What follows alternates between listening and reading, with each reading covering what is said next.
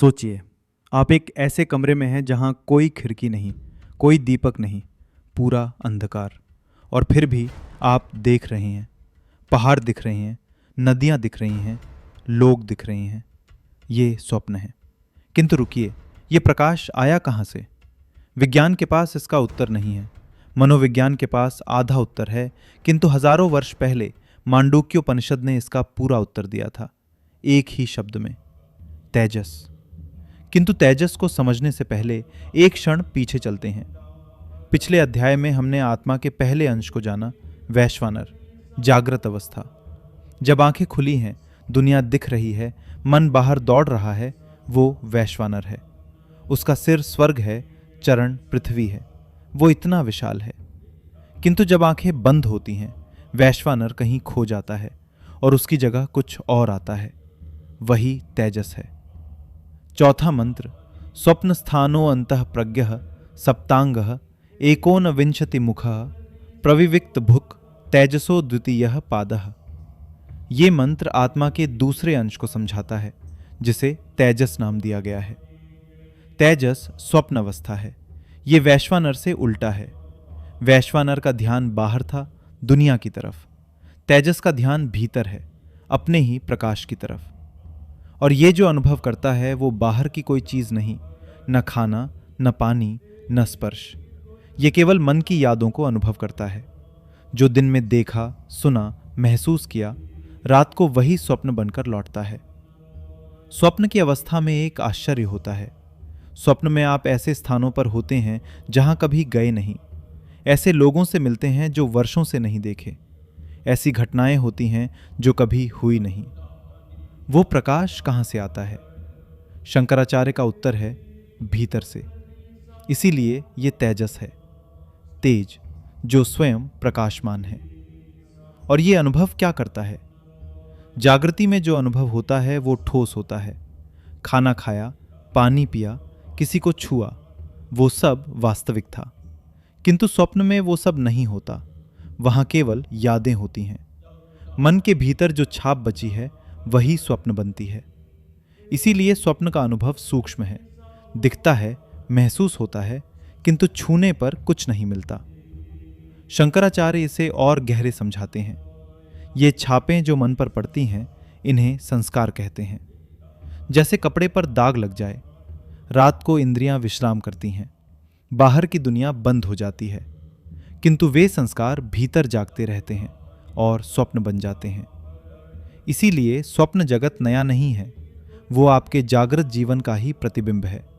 बाहर जो था वही भीतर दिखता है, केवल रूप बदल जाता है। और ये तेजस जो ये सारा स्वप्न जगत रचता है, वो भी उसी एक आत्मा का अंश है। वो खुद ही बनाता है, खुद ही देखता है, खुद ही अनुभव करता है। पांचवा मंत्र, प्राज्ञ, आत्मा का तीसरा अंश।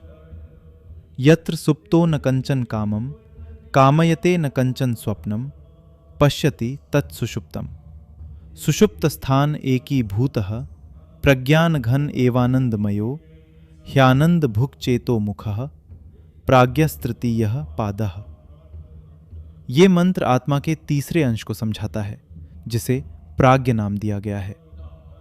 प्राज्ञ गहरी नींद की अवस्था है, वो अवस्था जहां न कोई स्वप्न है, न कोई इच्छा है, न कोई विचार है। वैश्वानर का ध्यान बाहर था, दुनिया की तरफ। तेजस का ध्यान भीतर था, यादों की तरफ। और प्राज्ञ में कोई ध्यान ही नहीं, सब कुछ शांत है। न संसार दिख रहा है, न स्वप्न, न मैं, न तू, न कोई प्रश्न, न कोई चिंता, बस एक गहरा सन्नाटा। और फिर भी वहां से लौटने पर आप कहते हैं, कितनी अच्छी नींद आई, कितना सुकून मिला। ये सुकून कहां से आया? जब कुछ था ही नहीं, न कोई वस्तु, न कोई व्यक्ति, न कोई इंद्रिय, तब ये सुख का स्रोत क्या था? मांडूक्योपनिषद कहता है, प्राज्ञ आनंदमय है, प्राज्ञ आनंद में डूबा हुआ है। शंकराचार्य समझाते हैं, जागृति और स्वप्न में मन हर पल कहीं न कहीं दौड़ता रहता है। ये सोचो, वो करो, ये चाहिए, वो नहीं मिला। ये दौड़ना ही एक थकान है, एक सूक्ष्म बेचैनी है। गहरी नींद में वो दौड़ रुक जाती है, मन शांत हो जाता है, और जब बेचैनी रुकती है तब जो शेष बचता है वो आनंद है। ये आनंद किसी ने दिया नहीं, ये पहले से था, बस मन की दौड़ के नीचे दबा था। प्राज्ञ को प्रज्ञान घन भी कहते हैं, अर्थात जहां सब कुछ घना हो जाता है, एक हो जाता है। सोचिए, रात के घने अंधकार में क्या होता है? पेड़ अलग नहीं दिखते, घर अलग नहीं दिखते, रास्ता अलग नहीं दिखता, सब एक ही अंधकार में खो जाते हैं। गहरी नींद में यही होता है। दिन के सारे विचार, सारी यादें, सारे अनुभव सब एक में घुल जाते हैं, कोई अलग नहीं रहता, सब शांत हो जाता है। इसीलिए इसे प्रज्ञान घन कहते हैं, जहां सब कुछ एक ही चेतना में समा जाता है। और इस प्राज्ञ का चेतो मुख है। चेतो अर्थात चेतना, मुख अर्थात द्वार। ये चेतना का द्वार है। गहरी नींद में चेतना भीतर चली जाती है, सब कुछ एक में घुल जाता है, और सुबह जब आंख खुलती है वो चेतना वापस बाहर आती है। जैसे कोई गहरी गुफा में जाए और उसी मार्ग से बाहर आए। ये प्राज्ञ वो मिलन बिंदु जहां नींद टूटती है और जागृति प्रकट होती है। छठा मंत्र, प्राज्ञ सबका मूल है। एष सर्वेश्वर एष सर्वज्ञ एषो अंतर्यामी एष योनिः सर्वस्य प्रभवाप्ययो ही भूतानाम।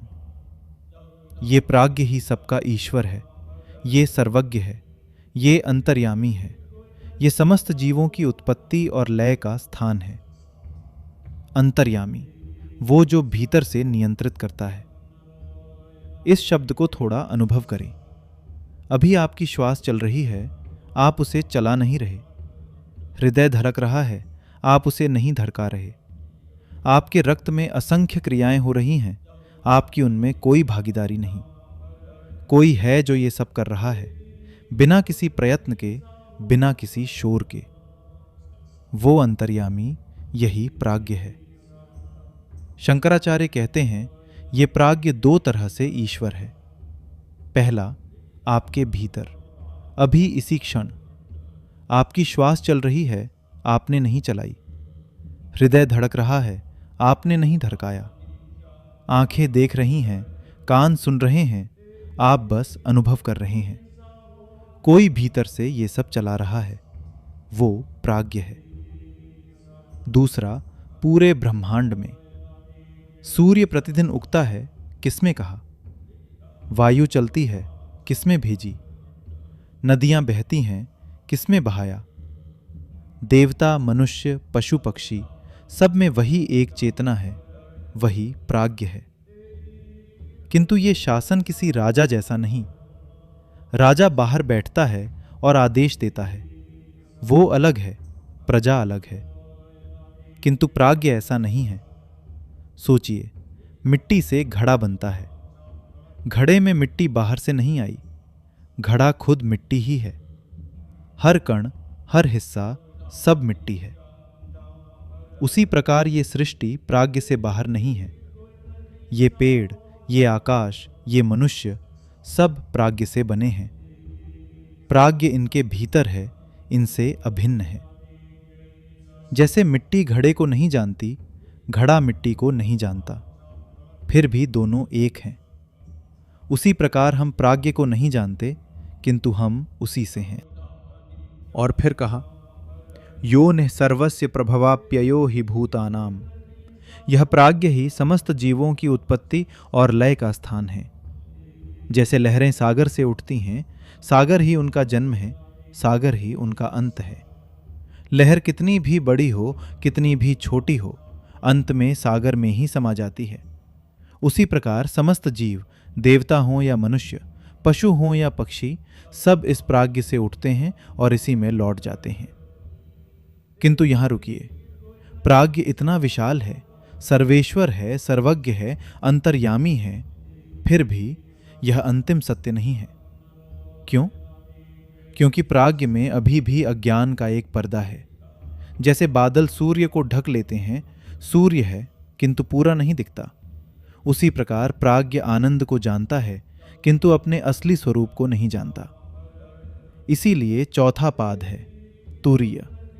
जागृति, स्वप्न, सुषुप्ति, 3 अवस्थाएं, 3 अलग अलग संसार। किंतु एक प्रश्न, इन तीनों को देखने वाला कौन है? जो जागृति में जागा वह स्वप्न में कहाँ गया? जो स्वप्न में था वह गहरी नींद में कहाँ खो गया? और जो गहरी नींद में था वह सुबह कहाँ से वापस आया? कोई एक है जो तीनों को जानता है, जो तीनों के आने और जाने का साक्षी है, जो स्वयं न जागृति है, न स्वप्न है, न सुषुप्ति। वह तूर्य है। न जागृत है, न स्वप्न में है, न गहरी नींद में। न कुछ पाता है, न कुछ खोता है, न दिखता है, न छिपता है। वह क्या है?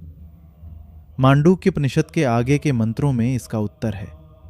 और ओंकार की 3 मात्राएं अ, उ, म इन 3 अंशों से कैसे मेल खाती हैं और चौथी मात्रा जो निशब्द है वह तूर्य से, यह रहस्य अगले अध्याय में खुलेगा।